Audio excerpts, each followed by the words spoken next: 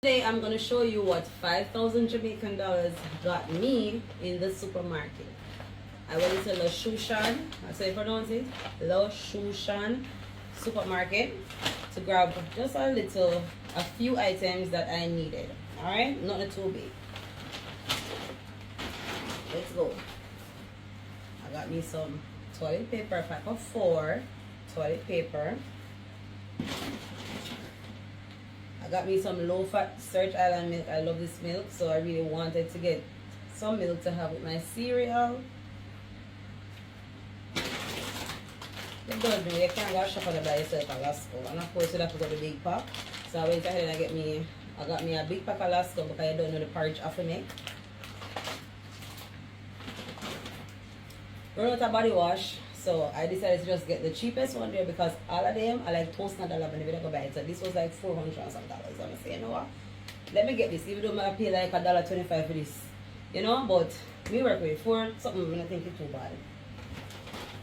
I don't know whether I have to get the sardine them. So I got me. It was so difficult to find the correct sardines because I don't know and everybody. I don't know all like on the sardines, but I hate the sardines with a bunch of egg in it. So I choose the chunks, but it was so difficult to find these. Anyway, I name something there.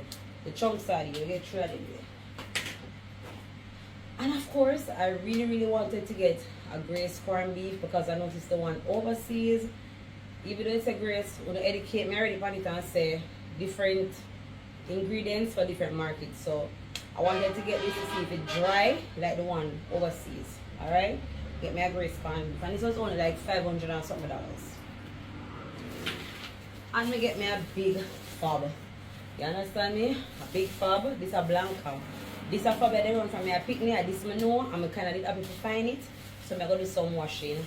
And last but not least, I got me a gallon bottle of Lasco water. What? Lasco? I cool water. Tell me what you think. Tell me if it worth $5,000.